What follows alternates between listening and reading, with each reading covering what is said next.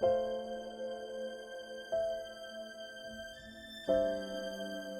fall of the Berlin Wall was immensely important, of course, but I see it as primarily symbolic.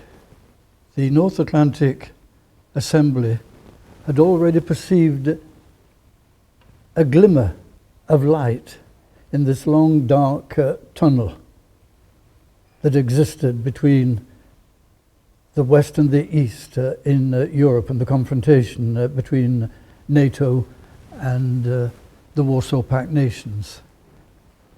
The glimmer of light was the announcement in 1984 of a meeting the following year between President Reagan and the new president of the Soviet Union, Mr. Gorbachev.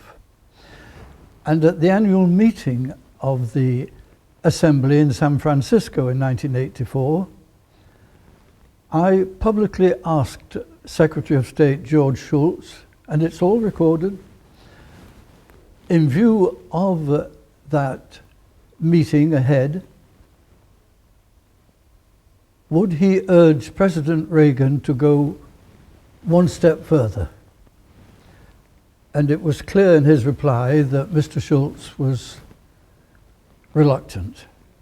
Yet we all know that the meeting in Reykjavik between Mr.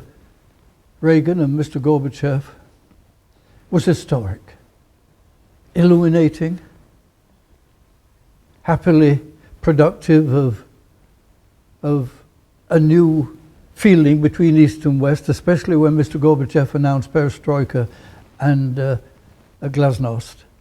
And I'm not aware of any other body that was quicker off the mark in taking advantage of this new glimmer of light, the new opportunities for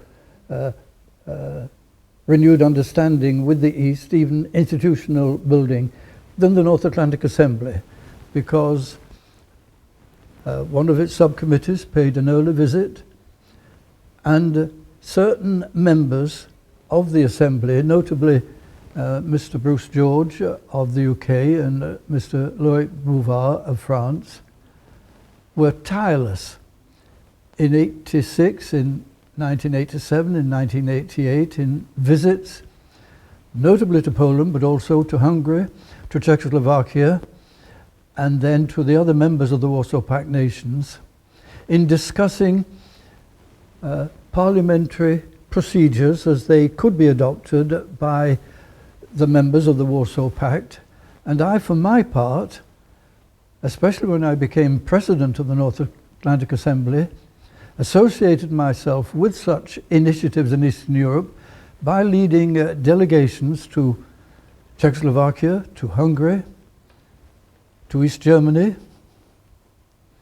and then finally, in July 1989, I led a comprehensive delegation from the West that included representative members, that is to say, ministers, former ministers and parliamentarians from nearly all the member nations of the West to Moscow. That was an enormously successful visit. It generated such goodwill on both sides, as my delegation was received first of all by Mr. Primakov, who was the closest associate then of Mr. Gorbachev, who was addressing a meeting of the Council of Europe at the time and couldn't be present. Mr. Primakov only passed away in recent weeks.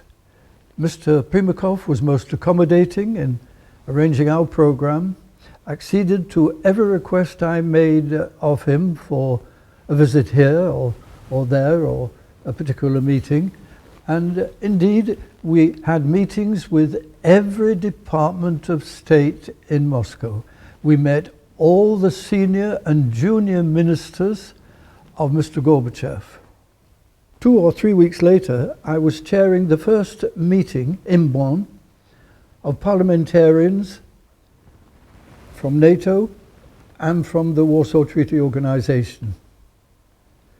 And another 2 weeks into the beginning of November, I was chairing proceedings in London that lasted a week, that was really an annual meeting of the North Atlantic Assembly, but we made it an occasion to mark the end of the Cold War.